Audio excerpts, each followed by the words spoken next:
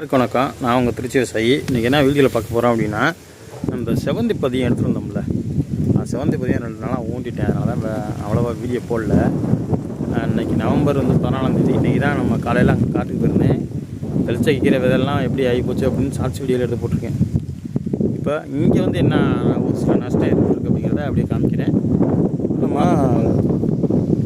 12ஆம் தேதி 13ஆம் தேதி இதை ஊண்டினோம். இப்போ இது பார்த்திங்கன்னா 12ஆம் தேதி உண்ணது. இது மட்டும் இது செவந்தி பூவில் வெள்ளரம். இந்த இங்கே இருக்குது பார்த்திங்களா, இதுவும் அதாவது இது காதுன்னு சொல்லுவாங்க, அது பட்டம்னு சொல்லுவோம் நாங்கள் எங்கள் ஊரில். இது ஃபுல்லாக பார்த்திங்க அப்படின்னா 1 2 3 4 5 ஒரு 1500 பதியம் ஊண்டியிருக்கேன். ஃபுல்லாகவே ஊண்டியிருக்கேன். அதே போல் இதில் இதோட சேர்ந்த பதியம் அந்த ஒரு சின்ன பட்டம் மட்டும், இது மட்டும் மொத்தம் இதெல்லாம் வெள்ளை, மித்தது எல்லாமே மஞ்சள். வெள்ளை மட்டும் 12ஆம் தேதி ஒன்றா, ஏன்னா மஞ்சள் வரல அப்படிங்கிறதுனால 13ஆம் தேதி, அதாவது நேற்று இந்த பதியம் தான் ஒன்றே என்னால் வீடியோ எடுக்க முடியல. எங்கள் வீட்டுக்கிழமெல்லாம் வரல. நான் ஒரு ஆள் பக்கத்து காட்டுக்காரங்களை வச்சுக்கிட்டு ஊண்டுனேன். ஒரு எனக்கு அவங்க ஊண்டி கொடுக்குற மாதிரி, நான் அவங்களுக்கு ஊண்டி கொடுக்குற மாதிரி சொல்லியிருந்தேன். அதனால் சரி அவங்க ஊண்டினாங்க. சரி நானும் அவங்களுக்கு சாயங்காலம் ஊண்டி கொடுத்தேன். அதனால் எந்த வீடியோவும் நம்ம எடுக்க முடியல. கிட்டத்தட்ட இதில் ஒரு 5000 பதியம் ஊண்டியிருக்கோம். 5000 பதியம் இருக்கும். 5000 பதியம் கரெக்டாக இருக்குது. 5000 பதியம் ஊண்டியிருக்கோம். ஏன் அதில் நெருக்க நம்ம அங்கே ஊண்டினதோட இங்கே நெருக்க ஊண்டணும் அப்படின்னா, இந்த நத்தையால் தான் நத்தை ப்ராப்ளம்னு நிறையா சொல்லியிருந்தேன். நத்தை கூட பிடிக்கிறதுக்கு வீடியோ போட்டிருந்தேன். அந்த நத்தைலாம் எப்படின்னா, இப்போ உதாரணத்துக்கு சொல்கிறேன், இந்த கங்கில் ஊற மிளகா கன்று நட்டுருந்தேன். ஒரு 300 கன்று வாங்கி, அப்புறம் அவங்க எனக்கு கன்று வேணுன்ட்டாங்க, மிளகா கன்று. அவங்கள்ட்ட கொடுத்துட்டு ஒரு 100 கன்று நான் எடுத்துக்கிட்டு 200 அவங்கள்ட்ட கொடுத்தேன். 500 சொன்னேன், அவங்க கொடுக்கல. இங்கே பாருங்கள், இந்த ஒரு கண்ணா நல்லா இருக்கும்னு பார்த்தேன். இப்போ அதுவும் கலோஸ் நத்தை தின்றுச்சு தெரியுதுங்களா. ஃபுல்லாகவே நட்டு விட்ருந்தேன். அந்த கடைசி வரலுமே நட்டு விட்ருந்தேன். இந்த உரமாக இது நேர் மாதிரி அங்கேயே நட்டு விட்ருந்தேன். அப்படியே காமிக்கிறவாங்க. ஒரு கன்று கூட இல்லை, எல்லாம் இந்த வருங்க நேற்றே துண்டிச்சு எல்லாம் போட்டுருச்சு. வித்துறது அங்கே ஒன்று இருக்குது, இங்கே ஒன்று இருக்குது, அதெல்லாம் துண்டிச்சு போட்டுருச்சு. இது மாதிரி ஒரு அடிக்கு ஒன்று வச்சு நட்டு விட சொன்னேன். ஒரு 100 கன்றை பிடிச்சி நட்டு விடு அப்படின்னு. அவங்க என்ன சொன்னாங்க, ஒரு 30 கன்று எடுத்து வச்சுக்கிட்டு 70 கன்று தான் நட்டு விட்டாங்க. இந்த 3 தான் முழுசாக இருக்குது. இது ஃபுல்லாகவே நட்டு விட்டுருந்தாங்க. நேற்று 13ஆம் தேதி பார்க்குறேன், இந்த நத்தை சொல்லாம் எல்லாம் வெட்டி எடுத்துடுச்சு சுத்தமாக. அதனால தான் பார்த்தீங்க பதியமும் நெருக்க ஊண்டி விட்டேன். 2 4 6 8 10 பதியம் இதில் ஊண்டியிருக்கேன் பாருங்கள். 10 பதியமே இதில் ஊண்டக்கூடாது. ஒரு 6 பதியம் ஊண்டலாம், அல்லது 7, அதிகபட்சம் 7 ஊண்டலாம். நான் 10 ஏன் ஊண்டுனேன் அப்படின்னா, இந்த காரணத்தினால தான் நான் ஊண்டுச்சு. நத்தையோட காரணத்தினால தான் பதியத்தை நிறையா ஊண்டுச்சு. ஏன்னா ஒன்று வெட்டி தின்னாலும் ஒன்று இருக்குமே அப்படின்னு சொல்லி ஒரு இதனால தான் ஊண்டுச்சு. இல்லை அப்படின்னா நம்ம படுப்பதியம் வாங்கி ஊண்டுற மாதிரி இருக்கும்.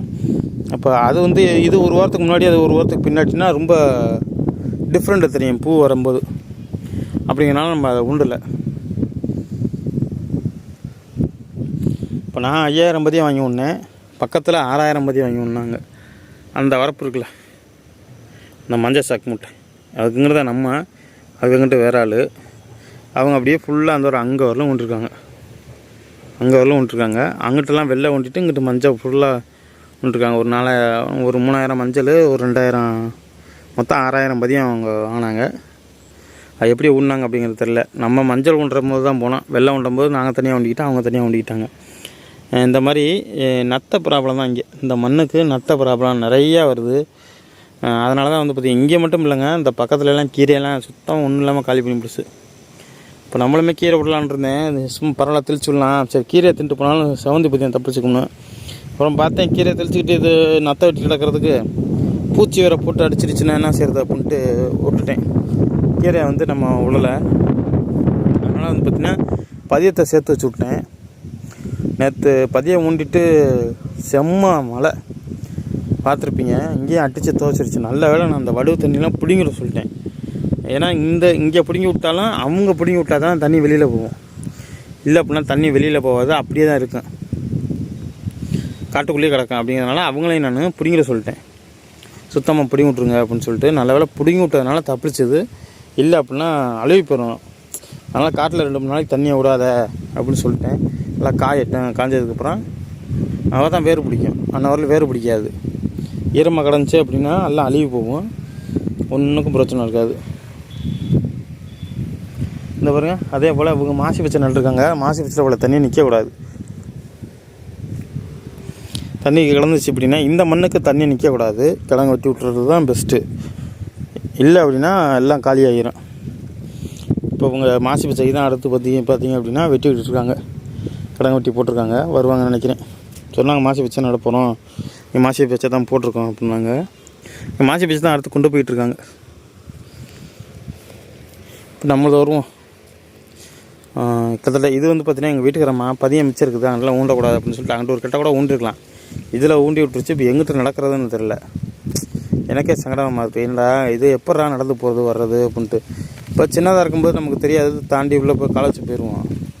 இப்போ பதியம் எந்திரிச்சிருச்சு அப்படின்னா இந்த பக்கம் தான் போகணுங்க. பாருங்க, இந்த ஒரு கட்டையை ஃப்ரீயாக விட சொன்னேன். இது ஃபுல்லாக ஃப்ரீயாக விட்ரு அப்படின்னு சொன்னேன். இதிலே முடிச்சு ஒரு ஓரமாக கூட நட்டு விட்டுருக்கலாம். இந்த 3 பதியத்தை எடுத்துகிட்டு இந்த ஒரு பதியத்தை விட்டு இப்படியே எடுத்து விட்ருக்கலாம்.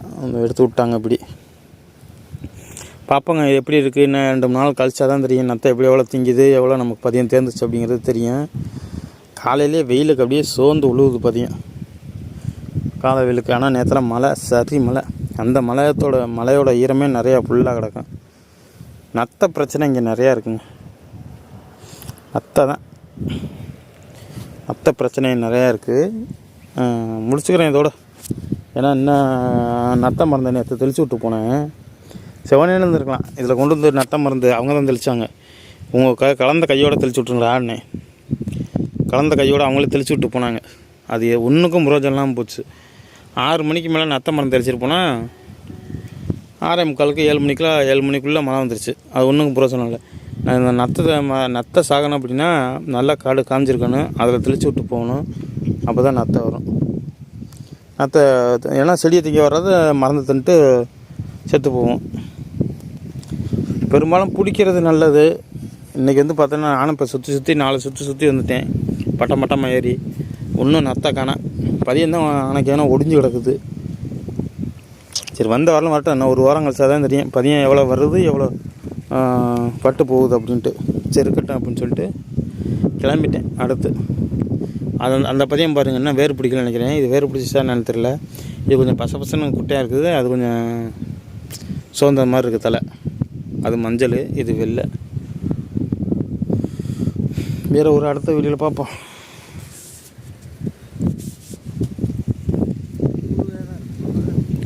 100 ரூபா.